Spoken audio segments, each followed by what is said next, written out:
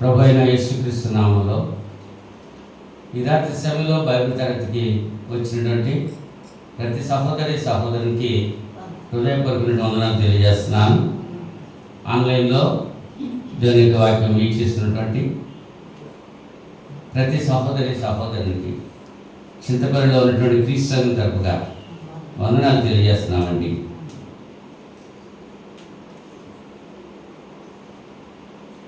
నిన్న ఇవాళ కూడా ఉష్ణోగ్రతలు ఎక్కువగా ఉన్నాయి.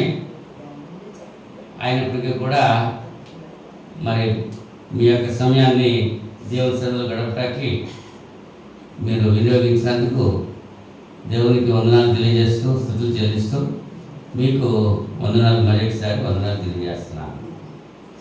ఇంతపర్యంతం మనం కీర్తన ద్వారా దేవుని మహిమపరిచాం. అలాగే వాక్యం చదువుకుని ప్రార్థన చేసుకుని వాక్య వివరణలోకి వెళ్దాం.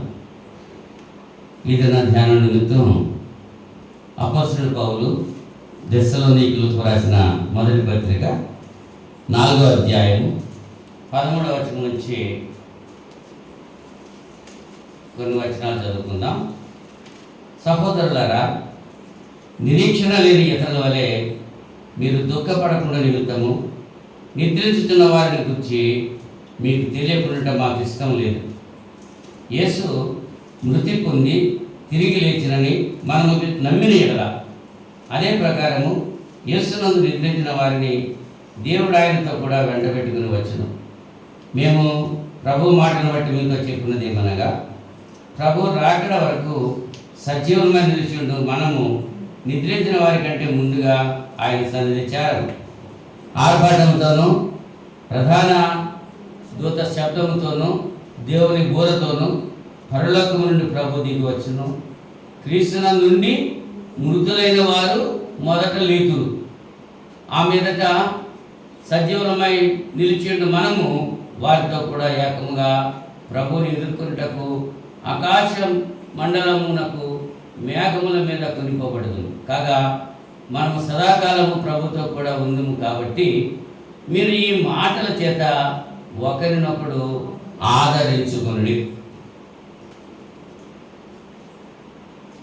చిన్న ప్రార్థన చేసుకుని దేవుని యొక్క వాక్యం ధ్యానం చేయడానికి ప్రయత్నం చేద్దాం. మహోన్నతుడా, పరిశుద్ధుడా, మీకు స్తోత్రం తండ్రి. ఇంత పర్యంతము కీర్తన ద్వారా స్థుతి పొందారు నాయన. ఈ సమయంలో మీరు మాకు అనుగ్రహించిన వాక్య భాగాన్ని బట్టి కృతజ్ఞతలు తెలియజేస్తున్నాను. గతించిన శుక్రవారం నుంచి ఇంత పర్యంతము మీ యొక్క కృపను బట్టి మమ్మల్ని సజీవ లెక్కలో ఉంచారు. అందుని బట్టి స్తోత్రాలు స్థుతులు సమర్పణ చేస్తున్నాను. కూడా వచ్చిన ప్రతి బిడ్డను దీవించండి. అలాగే ఆన్లైన్లో మీ యొక్క వాక్యము వీక్షిస్తూ ఉన్నటువంటి ప్రతి సహోదరుని వారి కుటుంబాలని మీ కృపలో భద్రపరచమని ప్రార్థన చేసుకుంటున్నాను. చదవబడినటువంటి లేఖన భాగము ప్రియమైన మీ బిడ్డలకు అందించడానికి అపవిత్రమైన నా పెదవులు కాల్చి పవిత్రపరిచి నైనా మీ పనిముట్టుగా నన్ను వాడుకొని మీ నామకు మహిమ తెచ్చుకుంటారండి. యేసుక్రీస్తు నామంలో ఈ ప్రార్థన అడిగి వేడుకుంటున్నాను పరలోక తండ్రి, ఆమేన్. మరొకసారి అందరికీ వందనాలు తెలియజేస్తున్నాను. 18వ వచనంలో, కాబట్టి మీరు ఈ మాటల చేత ఒకరినొకడు ఆదరించుకునుడి. ఆదరించుకునుట అనేటువంటి విషయం యేసు ప్రభువారు తిరిగి లేచి మళ్ళా త్వరగా రాబోతున్నారు. నిరీక్షణ లేనటువంటి ఇతరుల వల్లే మనం దుఃఖపడకూడదు. ఇక్కడ పౌలు గారు దశరథ సంఘానికి తెలియజేస్తూ, నిరీక్షణ లేని ఇతరుల వల్ల మీరు దుఃఖపడకుండా ఉండగలిగినట్లుగా నిద్రించుతున్న వారి గురించి మీకు తెలియకుండా మాకు ఇష్టమో లేదు. చనిపోయిన వారి గురించి మీకు తెలియాలి. తెలియకపోతే చనిపోయిన వారు ఎక్కడికో వెళ్తున్నారు, ఏం చేస్తున్నారు, ఏమి అది క్రైస్తవులమైనటువంటి మనకు ఈ నిరీక్షణ ఆధారం ఉంది. యేసు ప్రభుల వారు మృతి చెంది తండ్రి అయిన దేవుని చేత తిరిగి లేపబడి ఆయన పరలోకంలో తండ్రి కుడి పార్శ్వన కూర్చుండి ఇప్పుడు మళ్ళా త్వరగా రాబోతున్నారు. మధ్యాకాశంలో మనమందరం కూడా ఎత్తబడి ఎదుర్కొనేటువంటి పరిస్థితి ఉంటుంది అనేటువంటి విషయాన్ని క్రైస్తవులందరూ కూడా నిరీక్షణ కలిగి ఉన్నారు. కాబట్టి నిరీక్షణ లేనటువంటి ఇతరుల వలె అన్యుల వలె మీరు దుఃఖపడకూడదు.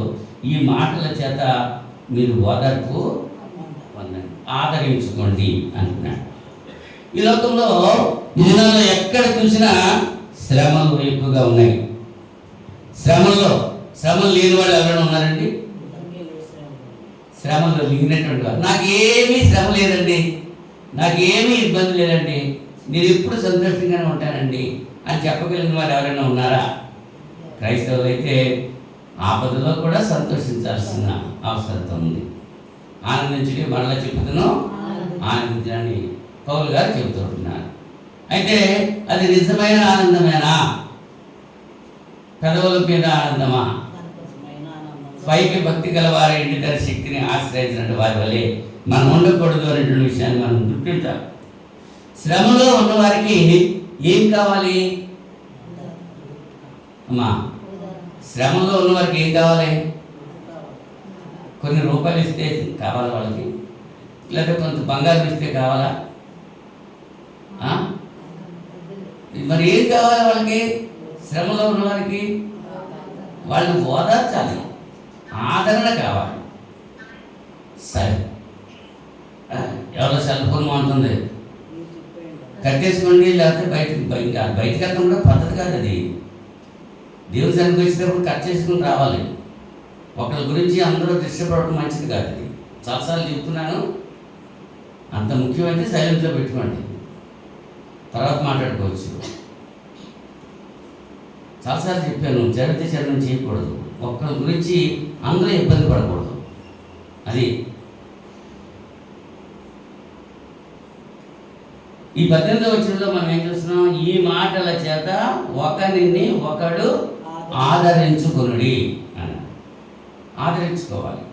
ఏ మాటల చేత? మనుషుల మాటలు కాదు, దేవుని మాటలు, దేవుని యొక్క వాక్యమే. నీ వాక్యమే నన్ను బ్రతికించాను అంటున్నాడు దావీదు గారు. బాధల్లో నాకు నెమ్మది అనుగ్రహించాడు. బాధలు వచ్చినప్పుడు దేవునికి వాక్యం మనం చదువుకోవాలి. ఒక వ్యక్తి మోటార్ సైకిల్ మీద పడిపోయాడు అనుకోండి, పడిపోయిన వ్యక్తికి మనకి ఏం కావాలి? వాడిని వెంటనే లేవదీయాలి, వాడికి పరిచయం చేయాలి. అయ్యో పడిపోయావా అని చెప్పి ఆదరించాలి. అలా కాకుండా వాడికి పట్టుకెళ్ళి 500 రూపాయల కట్టలో 4 ఇచ్చేసేవాళ్ళకి వాడికి ఆడు సంతృప్తి చెందుతాడా? అని 8 కట్టలు ఇస్తే మాత్రం అట్లా ఎగదీయాలండి. పడిపోయిన వాడిని కొంతమంది ఈ మధ్య ఏం చేస్తున్నారంటే వీడియోలు తీసేస్తున్నారు. పడిపోయిన యాక్సిడెంట్ అయిపోయినప్పుడు ఆ యాక్సిడెంట్ పడ్డవాడిని పైకి లాగడం మానేసి ఈ వీడియో తీసేస్తున్నారు సెల్లెట్టు. అది అది ఆదరణ కలుగుతుందా? దేవుని బిడ్డలకు ఆదరించుకునేటువంటి దీవెన మనం కలిగి ఉన్నాం. అన్యులకి ఈ ఆదరణ లేదు. అయితే రాత్రి సమయంలో ఆదరించేవారు ఎవరు? ఒకరినొకరు ఎలా ఆదరించుకోవాలి? ఆదరించుకోవడం వల్ల ఉపయోగాలు ఏమిటి? 3 విషయాలు మీతో ముచ్చరించాలని చెప్పి నేను ఆలోచన కలిగి ఉన్నాను. ఒకటి ఏమిటి? ఆదరించేవారు ఎవరు? రెండోది ఏంటి? ఒకరినొకరు ఎలాగా ఆదరించుకోవాలి? ఇక్కడ పౌలు గారు చెప్తున్నారు కదా, ఈ మాటల చేత ఒకరినొకడు ఆదరించుకుని, ఒకరినొకడు ఆదరించుకోండి. ఎలాగ ఆదరించుకోవాలి అనేది. మూడవదిగా ఆదరించుకోవడం వల్ల ఉపయోగాలేంటి అనేటువంటి విషయాలు 3 విషయాలే చెప్పి విడిచిపెట్టేయాలని చెప్పి ఆలోచన కలిగి ఉన్నాను. అందరూ ఇష్టపూర్వకంగా వింటున్నారా? మరి కొంచెం ఇబ్బందికరంగా ఉంది, వేడికగా ఉంటే అయినప్పటికీ కూడా పోల్చుకోవాలి. దేవుని కొరకు, మరి మన కొరక దేవుని కొరక ఇది అమ్మా. మనం పోల్చుకుంటే మేలు ఎవరికి జరుగుతుంది? దేవునికి మేలు జరుగుతుందా, మనకి మేలు జరుగుతుందా? అసలు మనం పోల్చుకుంటే ఎవరికి మేలు జరుగుతుంది? మనకే మేలు జరుగుతుంది. కనుక ఓర్చుకోవాలి, సహించుకోవాలి. కొద్ది సమయం సహించుకుంటారని దాంతో తెలియజేస్తున్నాను. ఆదరించేవారు ఎవరంటే రోమపత్రిక 15వ అధ్యాయము 6వ వచనంలో, రోమపత్రిక 15వ అధ్యాయము 6వ వచనంలో, మీరు ఏకభావము గలవారై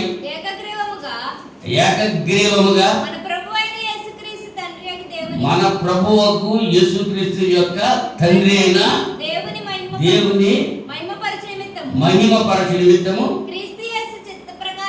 క్రీస్తు యేసు చిత్త ప్రకారము ఒకరితో ఒకడు మనసు కలిపిన వారై ఉండునట్లు ఓర్పునకు ఆదరణకును కర్తయగు దేవుడు మీకు అనుగ్రహించును గాక.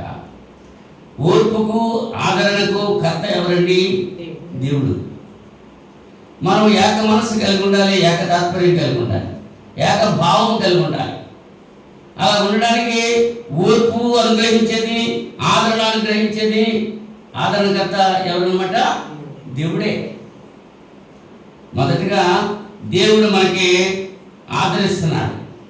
మనల్ని ఆదరించేవాడు దేవుడు.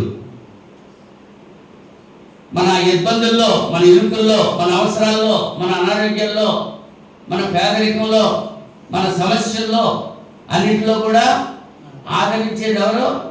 దేవుడు. అన్ని వేళలా ఆదరించే దేవుడు. ఒకటే దేవుడు. రెండవదిగా మనం చూస్తే ఈ ఆదరణకర్త గురించి మనం ఆలోచన చేస్తే కొరింథీ 2వ పత్రిక 1వ అధ్యాయము 5వ వచనంలో, కొరింథీ 2వ పత్రిక 1వ అధ్యాయము 5వ వచనంలో, ఎవడైనను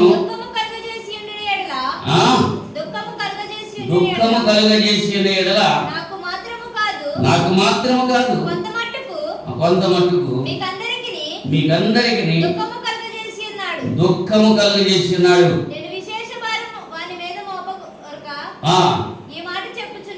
ఈ మాట చెప్తున్నాను. ఏం చదువుతున్నాము?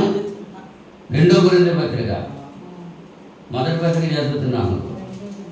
2వ కొరింథీ పత్రిక 1వ అధ్యాయము 5వ వచనంలో, క్రీస్తు యొక్క శ్రమలు మాయందు ఎలాగూ విస్తరించుతున్నావో అలాగే క్రీస్తు ద్వారా ఆదరణయు మాకు విస్తరించుతున్నది. అవునా? క్రీస్తు ద్వారా ఆదరణ అంటే ఆదరణ కలగజేసేది ఎవరు, ఆదరించేవారు ఎవరు అనేటువంటి విషయాన్ని ఆలోచన చేస్తున్నాం. ఎవరు ఆదరిస్తున్నారండి? తండ్రి అయిన దేవుడు ఆదరిస్తున్నాడు, కుమారుడైన క్రీస్తు ఆదరిస్తున్నాడు. మూడవదిగా మనం చూస్తే అపోస్తల కార్యాలు 9వ అధ్యాయము 31వ వచనంలో, అపోస్తల కార్యాలు 9వ అధ్యాయము 31వ వచనంలో,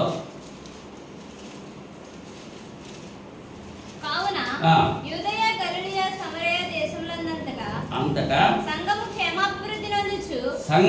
క్షేమాభివృద్ధి నందుచు సమాధానము కలిగి ఉండెను.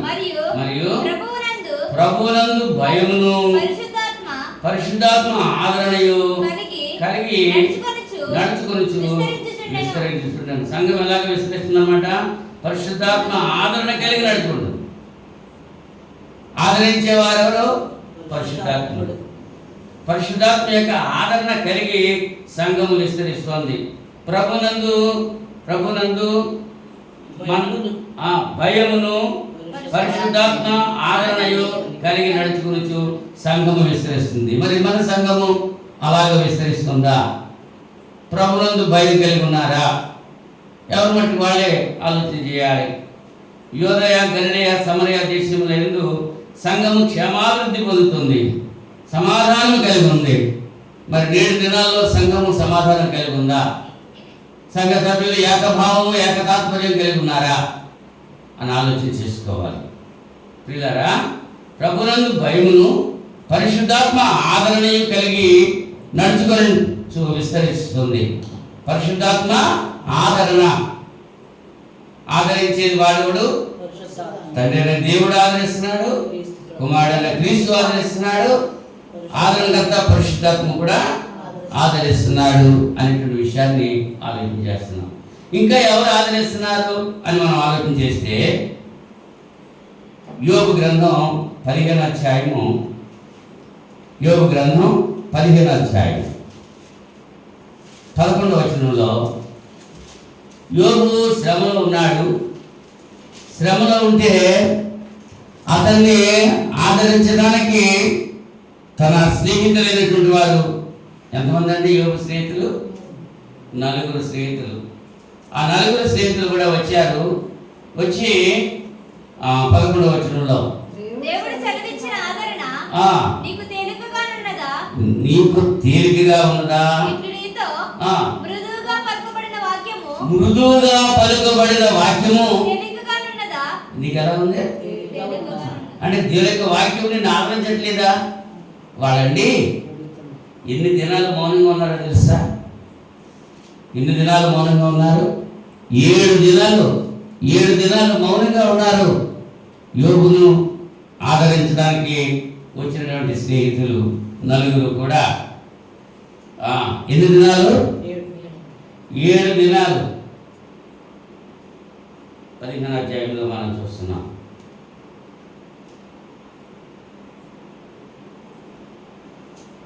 నీ హృదయము అక్కడ 7 దినాలు ఉంటుంది. 7 దినాలు మాట్లాడకుండా ఉన్నారు వాళ్ళు.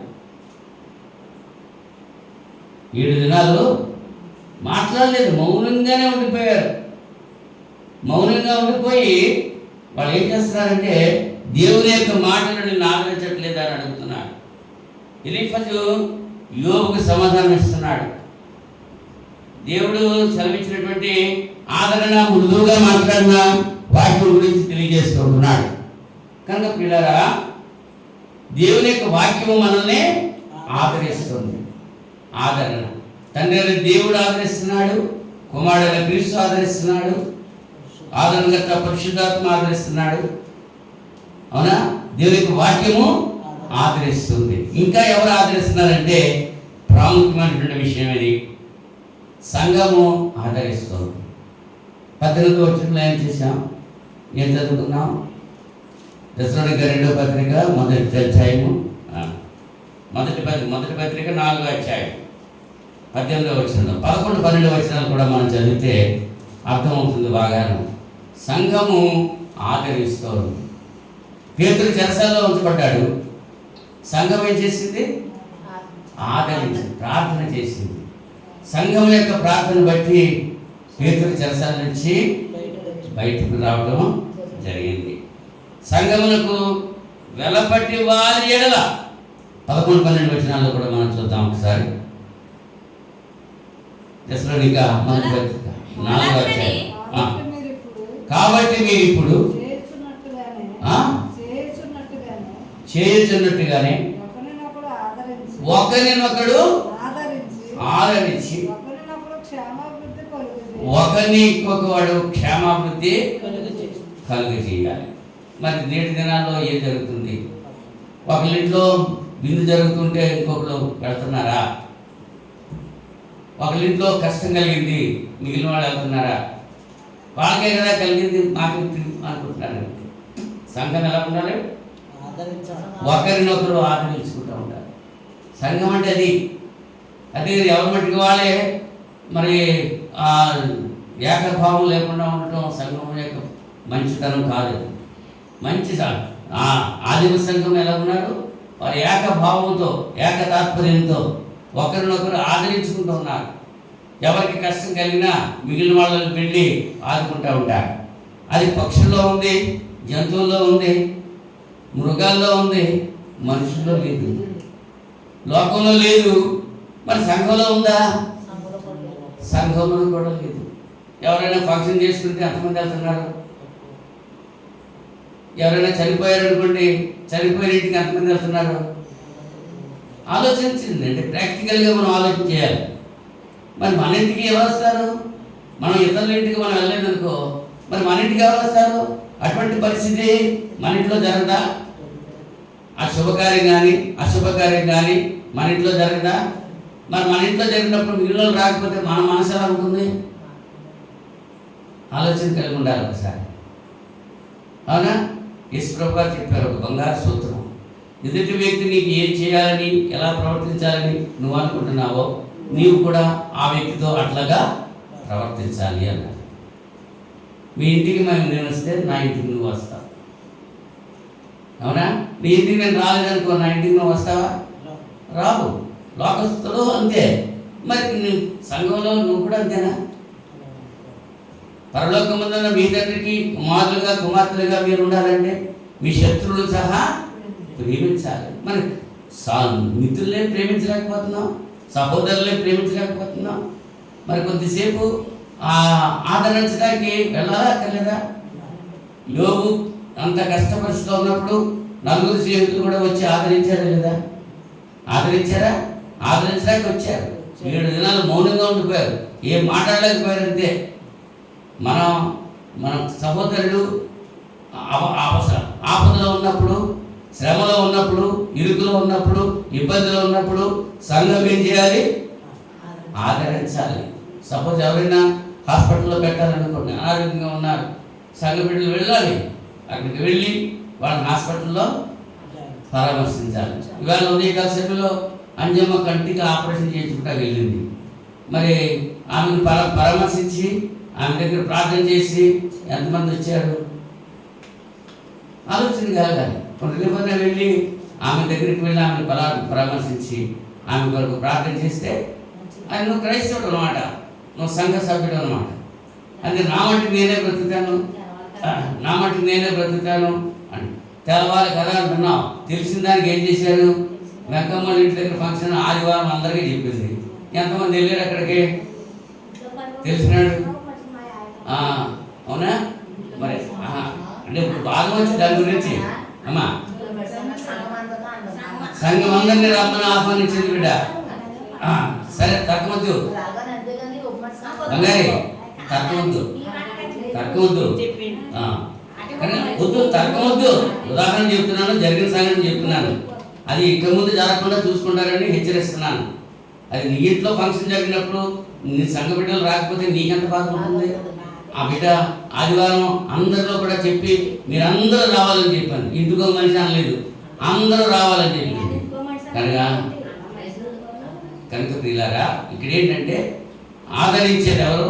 దేవుడు ఆదరిస్తున్నాడు, యేసు ప్రభు ఆదరిస్తున్నాడు, పరిశుద్ధాత్మ ఆదరిస్తున్నాడు, దేవునికి వాక్యం ఆదరిస్తుంది, సంఘము ఆదరించాలి. ఈ పైన 4 కంటే 5వది సంఘం యొక్క ఆదరణ కావాలి. దేవుడు ఆదరణ కలిగి ఉంటున్నాం, యేసు ప్రభు ఆదరణ కలిగి ఉంటున్నాం, పరిశుద్ధాత్మ ఆదరణ కలిగి ఉంటున్నాం, వాక్యము ఆదరిస్తోంది. కానీ సంఘము ఆదరించాలి. ఆదరిస్తే ఏం జరుగుతుందంట? ఒకరినొకరు ఎలా ఆదరించుకోవాలి అనేటువంటి విషయం కూడా మనం ఆలోచించేద్దాం. ఒకరినొకరు దర్శించాలి. యోబు గ్రంథం 2వ అధ్యాయము, యోబు గ్రంథం 2వ అధ్యాయము 11 నుంచి 13 వచనాలు మనం చూస్తే ఇక్కడ మనం చూస్తున్నాము 7 దినాలు మౌనంగా ఉన్నారు వాళ్ళు. యోబు క్రింద కూర్చుంటే ఆ వాళ్ళు కూడా క్రింద కూర్చున్నారు. ఎన్ని రోజులు కూర్చున్నారు? చదువమ్మా 11వ వచనం నుంచి. హేమానీయుడని ఎలీఫజు, సునీయుడైన బిల్దదు, ఆ జోఫరు అని యోబు ముగ్గురు స్నేహితులు అతనికి సంభవించిన ఆపదలన్నిటిని గురించి వినిన వారై అతనితో కలిసి దుఃఖించుటకును అతని ఓదార్చుటకును ఆలోచించుకుని నిలిచి వచ్చిరి.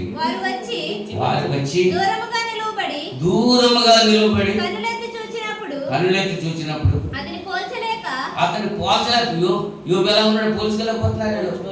ఎంత తీవిగా ఉండేటువంటి వ్యక్తి ఈ సాతాను యొక్క క్రియల వల్ల ఏమైపోయాడు? పింకులతో శరీరాన్ని గోక్కునేటువంటి పరిస్థితిలో ఉన్నాడు, గుడిలో పొరులుతున్నాడు, గోనె పట్ట ధరించి ఉన్నాడు, పోల్చుకోలేనటువంటి పరిస్థితిలో ఉన్నాడు. చూచి తమ వస్త్రాలు చింపుకొని ఆకాశము తట్టు ఎలుగెత్తి ఏడ్చిరి.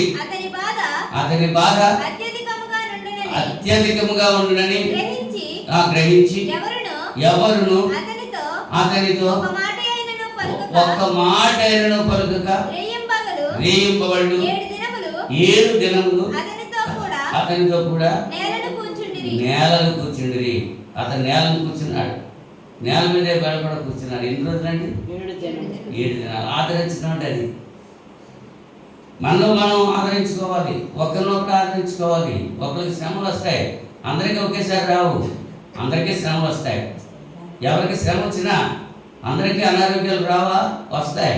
ఒకేసారి వస్తాయా? రావు. వచ్చినప్పుడు ఏం చేయాలి? మనం అక్కడికి వెళ్ళాలి, వాళ్ళని పరామర్శించాలి, వాళ్ళని ఆదరించాలి, వాళ్ళతో పాటు మనం బాధపడాలి. అదే స్నేహం అంటే, అదే దేవుని యొక్క భక్తి అంటే. అది అంటే దేవుని బిడ్డలంటే అలా ఉండాలి. ఆదిమ సంఘంలో అలాగా ఉన్నారు అనేటువంటి విషయాన్ని మనం గుర్తించాలి. యోహాను సువార్త 11:19 లాజరు సమాధి చేయబడ్డాడు. సమాధి చేయబడినటువంటి లాజరు 4 దినాలు అయిన తర్వాత యేసు ప్రభు ఆ బేతనియ గ్రామం వచ్చి లాజరు అక్కలైనటువంటి మరియా మార్తల్ని ఓదార్చాడు. ఏం చేశాడండి? ఓదార్చాడు. చూద్దాం 19వ వచనంలో, యోహాను సువార్త 11వ అధ్యాయం. యోహాను సువార్త 11వ అధ్యాయము 19వ వచనం. కనుక యూదులలో అనేకులు వారి సహోదరుని గూర్చి మార్తను మరియను ఓదార్చుటకై వారి యొద్దకు వచ్చి ఏం చేశారండి? ఓదార్చడానికి వచ్చారు. మరి మనమైతే ఏం చేస్తూ ఉంటాం? నేటి దినాల్లో ఓదార్పు అన్నది జరగట్లేదండి. ఎవరైనా చనిపోయినా, ఎవరైనా ఫంక్షన్ జరిగినా, ఒక మేలు జరిగినా కీడు జరిగినా, మరి మనకడికైతే ఏం చేసేవారు? ఫంక్షన్ అనేటప్పటికి ముందుండేవారు. అవునా? ఎవరైనా చనిపోయారు అనుకోండి, అప్పుడు ముందుండేవారు వాళ్ళకి. అవునా? మరి ఇప్పుడు అలా ఉందా? ఎప్పుడు ఆ సమాధి తీసుకెళ్తారు. ఎందుకు తీసుకెళ్తారు? ఫోన్లు అడగడం, ఆ సమాధి దగ్గరికి వెళ్తాం, అక్కడి నుంచి గుడ్ బై చెప్పి వెళ్ళిపోవడం. ఆదరణ ఉందా? ఉందా? రోజులు మారిపోయినాయి. ఇప్పుడు సంతోష సమయం కూడా ఏం చేస్తున్నారు?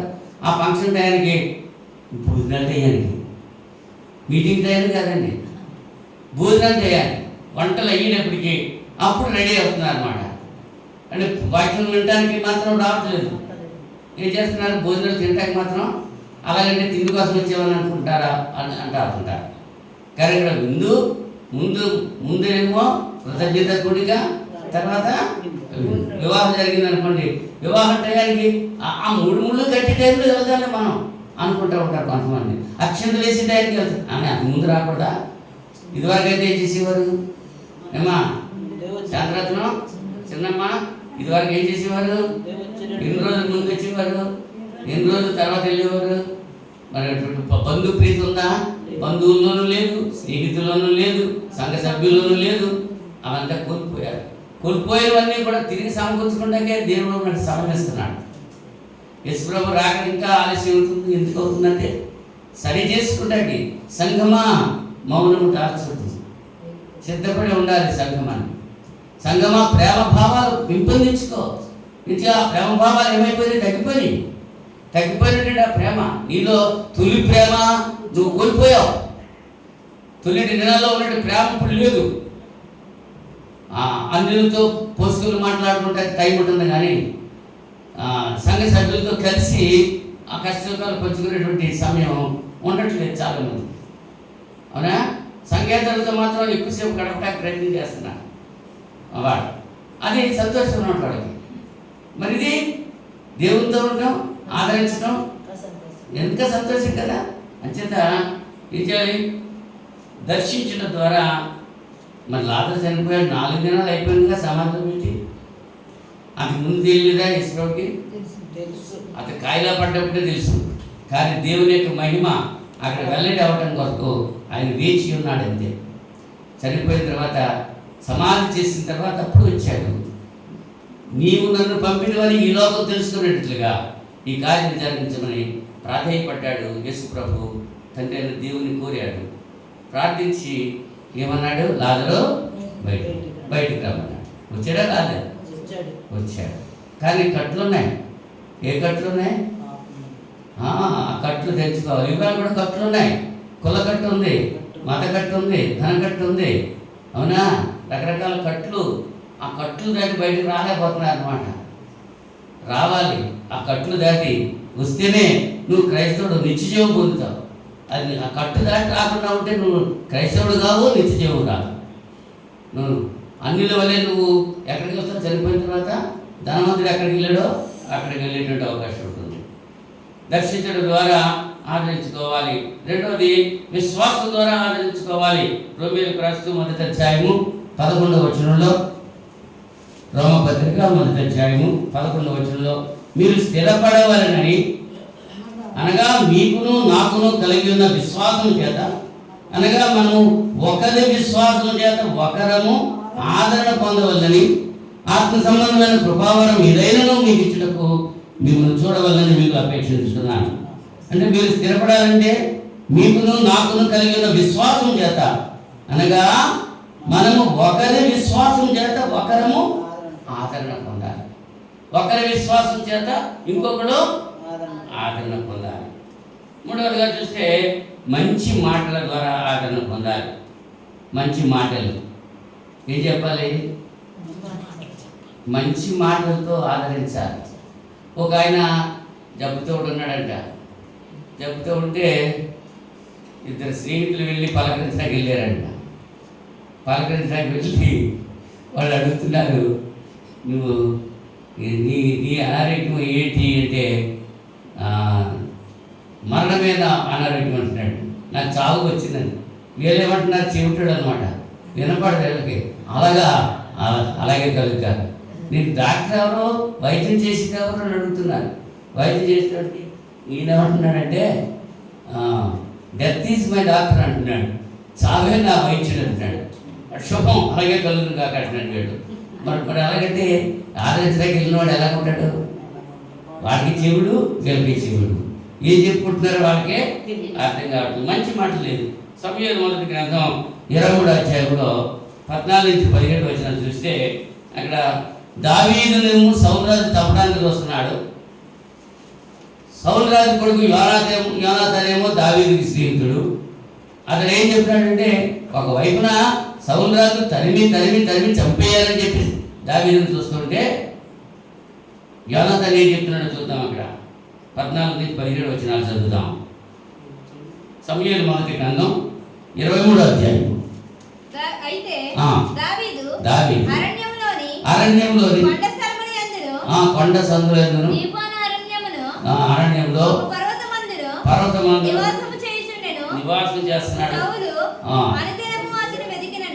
సౌలు అనుదినము అతన్ని వెతికినను దేవుడు సౌలు చేతికి అతన్ని అప్పగించలేదు. తన ప్రాణం తీయటకై సౌలు బయలుదేరినని తెలుసుకొని దావీదు జీపు అరణ్యంలో ఒక వనమున దిగెను. అప్పుడు సౌలు కుమారుడైన యోనాతాను లేచి వనములోనున్న దావీదు దగ్గరికి వెళ్ళి, నా తండ్రి అయిన సౌలు నిన్ను పట్టుకొని జాలడు. ఏం చెప్పినట్టు సార్ ఇక్కడ గమనించండి. సౌలు రాజేమో దావీదుని పట్టుకుని చంపేయాలని చెప్పి సైన్యంతో తిరుగుతున్నాడు. కానీ యోనాతాను సౌలు రాజు యొక్క కొడుకు యోనాతాను ఏం చెప్తున్నాడు దావీదుతోటి, నా తండ్రి నిన్ను పట్టుకోజాలడు. నువ్వు భయపడద్దు, నీవు నిశ్చయంగా రాజు అవుతావు, నేను నీకు సహకారిగా ఉంటాను. నా తండ్రి అయిన సౌలునకు ఇది తెలుసు. అతనితో చెప్పి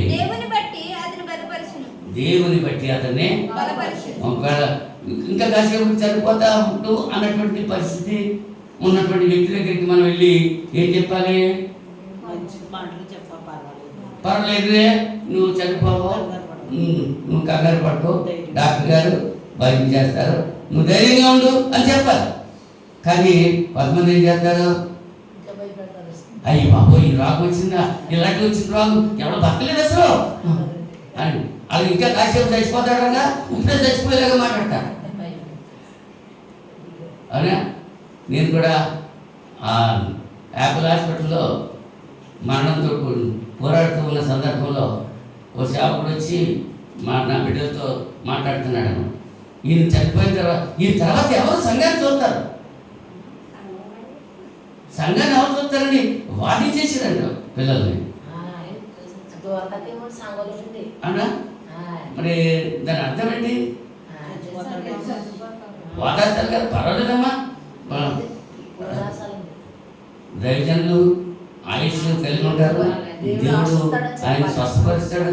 ఆయన ధైర్యం చెప్పడం మానేసి ఆ సేవకుడు ఏం చేశాడంటే ఏం చెప్పాడంట, ఈ తర్వాత ఏంటి సంఘాన్ని ఎవరు చెప్తారు, ఈ తర్వాత ఏంటి చెప్పండి, ముందు చెప్పండి, అది చెప్పండి అని చెప్పి వాదించాడంట. మరి ఏమనుకోవాలి? జరిగిన వాస్తవంగా జరిగిన సంగతి ఆలోచించండి ఒకసారి. మరి అలాగే ఉండాలా? మంచి మాటల ద్వారా ఆదరించాలి. ఎందుకు వచ్చాడు? ఆదరించడానికి వచ్చాడా, లేకపోతే సంఘాన్ని దోచుకుంటానికి వచ్చాడా? అర్థమవుతుందా అమ్మా? కనుక ఒకరినొకరు ఎలా ఆదరించుకోవాలనేటువంటి విషయాన్ని మనం ఆలోచన చేస్తున్నాం. దర్శించడం ద్వారా ఆదరించుకోవాలి, విశ్వాసం ద్వారా ఆదరించుకోవాలి, మంచి మాటల ద్వారా ఆదరించుకోవాలి. ఇంకా ఎలా ఆదరించుకోవాలంటే ప్రార్థన ద్వారా ఆదరించుకోవాలి. అపొస్తలుల కార్యాలు 12వ అధ్యాయము 5వ వచనంలో మనం చూస్తే పేతురు చెరసాల్లో పెట్టబడ్డాడు. సంఘం అంతా మార్పు ఇంట్లో ప్రార్థన చేస్తున్నారు. 5వ వచనంలో ఏముందమ్మా? పేతురు చెరసాలలో ఉంచబడెను. సంఘమైతే అతని కొరకు అత్యాశక్తితో దేవునికి ప్రార్థన చేయించున్నాను. నేను హాస్పిటల్లో పెట్టబడ్డాను. సంఘం అంతా ఏం చేశారు? ప్రార్థన చేశారు. చేశారా చేయలేదా? ప్రార్థన చేశారు. 6 వారాలు సంఘం అంతా ప్రార్థన చేశారు. తర్వాత వాక్య పరిచర్య కొరకు సహోదరులు 6 వారాలు వచ్చి ఒకరి తర్వాత ఒకరు వచ్చి సంఘాన్ని బలపరిచి వాక్యం ద్వారా మా కుటుంబాన్ని ఆదరించారు. దీని ద్వారా ప్రార్థన ద్వారా, మాటల ద్వారా, ప్రార్థన ద్వారా ఆదరించాలి. అది దేవుని యొక్క పద్ధతి. అవునండి, ప్రార్థన ద్వారా ఆదరించాలి. మరొక విషయం చెప్తాను, సహాయం చేయాలి. ఏం చేయాలి? స్నేహితుడా చలివేస్తుందా, వీళ్ళు వస్త్రాలు కప్పుకో, ఆకలి అవుతుందా, వీళ్ళు భోజనం చెయ్యి అని మాటలు చెప్తే కాదు. మాటలు చేటలు మా ఇంటి దగ్గర, మాపిడి భోజనం మీ ఇంటి దగ్గర అని చెప్పాను. అలాంటి వాళ్ళు చాలామంది ఉంటారు. ఏమీ సహాయం చేయరు. ప్రార్థించే పెదవుల కంటే సహాయం చేసే చేతులు విన్నా. సహాయం చేయాలి. ఎంత సహాయం చేయాలి? ఆపదలో ఉన్నటువంటి సహోదరునికి సహాయం చేయాలి, ఆదరించాలి.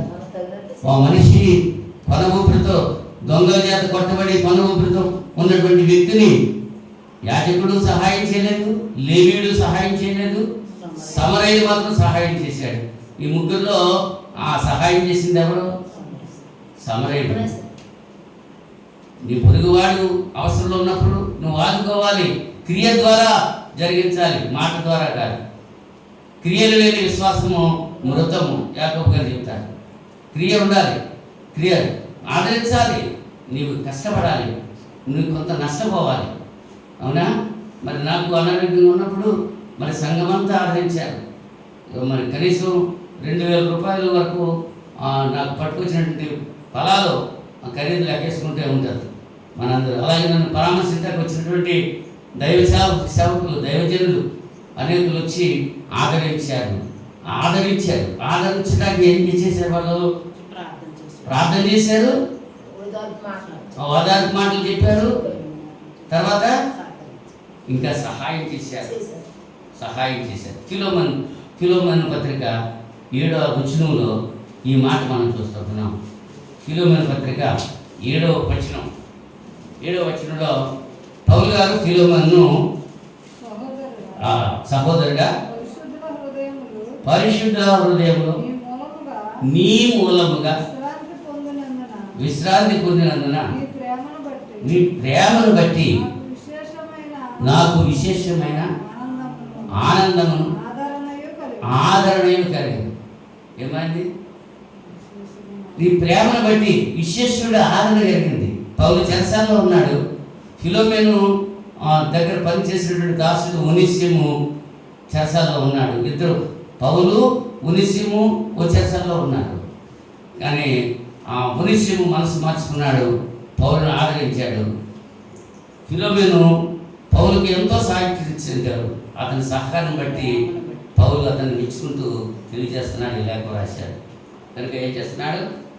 సహాయం చేయటం వల్ల మాసిదోనియా సంఘాన్ని కూడా పౌలు గారు అభినందించాడు. మీరు నా రెండు సంఘంలో నేను వాక్యం చెప్పిన మీరు మాసిదోనియా సంఘస్థులు నాకు సహకరించారు. మీరు పంపినటువంటి వస్తువులు ఎపఫ్రొదితు వల్ల నేను తీసుకున్నాను, అవి ఇంపైనటువంటి సువాసన కలిగి ఉన్నాయి అని చెప్పి అభినందిస్తున్నాడు. ఆపదలో ఉన్నప్పుడు వారిని ఆదుకోవాలి, ఓదార్చడం అనేది మరి ఒకరినొకరు ఎలాగ ఆదరించుకోవాలి అనేటువంటి విషయాన్ని మనం ఆలోచన చేసాం. ఎలాగ ఆదరించుకోవాలి? ఒకటి దర్శించడం ద్వారా ఆదరించాలి, రెండోది విశ్వాసం ద్వారా ఆదరించాలి, మూడోది మంచి మాటల ద్వారా ఆదరించాలి, నాలుగోది ప్రార్థన చేయడం ద్వారా ఆదరించాలి, ఐదోది సహాయం చేయడం ద్వారా ఆదరించాలి. అయితే ఆదరించుకోవడం వల్ల ఉపయోగాలు ఏంటి? ఆదరించడం వల్ల ఉపయోగం ఉందా, నష్టం ఉందా? ఏమా ఉపయోగం ఉందా, నష్టం ఉందా? ఏంటో ఆ ఉపయోగాలు మనం ఆలోచించేద్దాం. 94వ కీర్తన 19వ వచనంలో 94వ కీర్తన 19వ వచనంలో దావీదు గారు అంటున్నాడు, నా అంతరంగమందు విచారములు హెచ్చగా నీ గొప్ప ఆదరణ నా ప్రాణమునకు నెమ్మది కలుగజేయుచున్నది. అవునా? ఎంత అంతరంగంలో ఏం కలిగినాయి? నా అంతరంగంలో విచారము. దాసుకి బంగారికి కూడా వాళ్ళ మనవరాలు పండుగ గురించి ప్రసవించక ముందు ఎంత విచారము, ఎంత మనసు నెమ్మది లేదనం కలిగి ఉన్నారు. ఉన్నారా లేదా? ఉన్నారా? ఎంతమంది ప్రార్థన చేశారు? అందరూ కూడా ఆమె ప్రసవించిన తర్వాత ఏం జరిగింది? ఓదార్పు పొందారు. లాభమా, నష్టమా? మనకి అవసరం. మనం శ్రమలో ఉన్నప్పుడు ఇతరులకు మనం చెప్పుకోవాలి. నా గురించి మీరు ప్రార్థన చేయాలని చెప్పాలి, లేకపోతే చెప్పకపోతే ఎలా తెలుస్తుంది? కొంతమంది చెప్పినా చేయలే, కొంతమంది మనస్తత్వాలు అలా ఉంటాయి, చెప్పినా చేయరు, ఆహ్వానించినా వెళ్ళరు. మనకి అదే అది క్రైస్తవ లక్షణం కాదు, అది క్రీస్తు యొక్క మనస్సు కాదు అది. అవునా? క్రీస్తు యేసు కలిగిన మనస్సు మీరు కూడా కలిగి ఉండాలి. నెమ్మది కలుగుతుంది ఆదరిస్తే. నేను అటువంటి పరిస్థితిలో మరి రోగశయ్యంలో ఉన్నప్పుడు సహోదరులు వచ్చి ప్రార్థన చేస్తూ ఉంటే, సంఘ సభ్యులు వచ్చి ప్రార్థన చేస్తూ ఉంటే నేను నెమ్మది పొందాను. అవునా? నెమ్మది ఆదరించడం వల్ల ఏం కలుగుతుంది? ప్రయోజనం నెమ్మది కలుగుతుంది. అంత కష్టమైన సరే భరించడానికి ఏం కలుగుతుంది? నెమ్మది కలుగుతుంది. ఓపికతో సహించుకోగలం, ఓపికతో సహించుకోగలం. కొరింథీ 2వ పత్రిక 1వ అధ్యాయము 6వ వచనంలో పౌలు కొరింథీ సంఘంతో మాట్లాడుతూ చెప్తున్నాడు, మేము శ్రమ పొందినను మీ ఆదరణ కొరకును మేము ఆదరణ పొందినను మీ ఆదరణ కొరకై పొందినను. మీ ఆదరణ మేము కూడా పొందుతున్నట్టు ఆ శ్రమలలో ఓపికతో సహించుటకు కార్యసాధకమైనది. ఆ ఆదరణ ఏం చేస్తుందంటే ఆ శ్రమలో ఓపికతో సహించుకున్నాడు. ప్రసవిస్తున్నటువంటి స్త్రీ దగ్గరికి వెళ్ళి ఏం చెప్తారమ్మా? ఏం చెప్తారు? ఆదరిస్తారు కదా, అమ్మ ఓపిక పట్టుకో అంటే. అలాగా ఆ బిడ్డ ఏం చెప్తుంది? ఆ బిడ్డకు అది మంచిదా కాదా? ఉపకారమా అపకారమా? అలా కాకుండా అంతమంది గంటలు ఏంటి అలాగే ఎడుతున్నామండి డామ్కి మనం అనుకో బిడ్డకి ఎలా ఉంటుంది? కనుక ఆదరణ, ఓపికతో సహించుకునేటువంటి స్థితి ఈ ఆదరణ వల్ల మనం పొందుతాం. దశలోనిక 1వ పత్రికలో మనం చూసుకున్నాం. శ్రమలలో ఉన్నవారిని బలపరచడానికి ఈ మాటల చేత ఒకరినొకరు ఆదరించుకోవాలి. ఇలాగ ఆదరించడం వల్ల సంఘము క్షేమాభివృద్ధి చెందుతుంది. సంఘములో మరి కొన్ని కష్టాలు పడేటువంటి వారిని మనం ఆదరించామనుకోండి, వాళ్ళు ఏం చేస్తారు? వాళ్ళు ఇద్దరు కూడా ఆదరించడానికి వాళ్ళు ముందుకు వస్తారు. అవునా? అవసరంలో ఉన్న వాళ్ళని మనం వెళ్ళి ఆదుకున్నాం అనుకోండి, వాళ్ళు ఇంకా సంఘం అభివృద్ధి చెందుతుంది. అలా చెందినప్పుడు లోకం కూడా ఏం చేస్తుంది? ఈ సంఘస్థులు వీళ్ళు ఒకరినొకరు ఇలాగ ఆదరించుకుంటున్నారు, అని లోకానికి మరి విలుగుగా మీరు సంఘం విలుగుగా ఉంటారు. నేను చెప్పాను ఒకసారి నేను చాలాసార్లు చెప్పాను. కొంతమంది ఫంక్షన్ చేసుకుంటుంటే వాళ్ళ స్నేహితులంతా వాళ్ళ బంధువులంతా వెళ్ళిపోయి అక్కడ కూర్చుని సహకరిస్తున్నారు. నేను చూసి చాలా సంతోషించాను. ఈ సహకారం ఎక్కడ ఉండాలి? సంఘంలో ఉండాలి. సంఘంలో ఉండాలి. సంఘము సంఖ్యలో నాణ్యతలు అభివృద్ధి చెందాలంటే ఏం చేయాలి? లోకానికి మీరు విలువగా ఉండాలి. సంఘం ద్వారా దేవునికి జ్ఞానం లోకానికి వెల్లడి చేయాలి.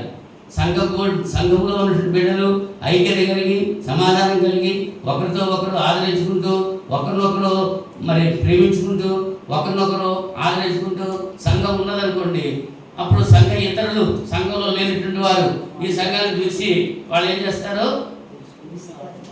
మనం కూడా అలా ఉండాలి అనేటువంటి ఆలోచన కలిగి ఉంటారు. ఫిలిప్పీ పత్రిక 2వ అధ్యాయం మొదటి 2 వచనాలు ముగిస్తున్నా. ఫిలిప్పీ పత్రిక 2వ అధ్యాయము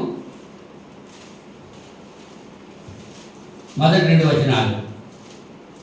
కావున క్రీస్తునందు ఏ హెచ్చరిక అయినను ప్రేమ వలన ఆదరణైనను ఆత్మయందు ఏ సహవాసమైనను ఏ దయారసమైనను వాత్సల్యమైనను ఉన్న ఎడల మీరు ఏక మనస్కులగునట్లుగా ఏక ప్రేమ కలిగి ఏక భావము గలవారుగా ఉండి ఒక్కదాని అందే మనస్సు నిలుపుచు నా సంతోషమును సంపూర్ణం చేయండి. దేవునికి సంతోషం మనం సంపూర్ణం చేయాలంటే దేవుడు పక్షపాత, దేవుడు అందరినీ ప్రేమిస్తున్నాడా? మనం కూడా ఒకరినొకరు ప్రేమ కలిగి ఉంటే, మన పిల్లలు ఐక్యత కలిగి ఉంటే మనకు ఎలా ఉంటుంది? మన పిల్లలు కొట్టుకుంటున్నారు అనుకోండి, మన పిల్లలు ఐక్యత లేకుండా ఉంటున్నారు అనుకోండి, అప్పుడు మనకు ఎలా ఉంటుంది? పెద్దవాడిని చిన్నవాడు కొట్టేస్తున్నాడు, చిన్నవాడిని పెద్దవాడు తిట్టేస్తున్నాడు, ఇలా ఉన్నదనుకో తండ్రికి సంతోషమా? తల్లికి సంతోషమా? లేదు కదా. మన పరలోకపు తండ్రి మనలో బట్టి ఎలా సంతోషిస్తాడు? మనం ఐక్యత కలిగి ఉన్నప్పుడు ఒకరినొకరు ఆదరించుకుంటూ ఒకరినొకరు దర్శించడం ద్వారా ఒకరినొకరు విశ్వాసం ద్వారా మంచి మాటల ద్వారా ఒకరినొకరు ఆదరించుకుంటూ ఏక మనసు కలిగి ఏక తాత్పర్యం కలిగి ఏకభావం కలిగి సంఘము సంఖ్యలో నాణ్యతలో అభివృద్ధి చెందుతూ ఉంటే దేవుని యొక్క సంతోషం సంపూర్తి అవుతుంది. ఇది మనందరి యొక్క బాధ్యత. కొరింథీ 2వ పత్రిక 13వ అధ్యాయము 11వ వచనంలో ఈ మాట చెప్పి చూపిస్తున్నాను. కొరింథీ 2వ పత్రిక 13వ అధ్యాయము 11వ వచనం. తుదకు 2 కొరింథీ 13:11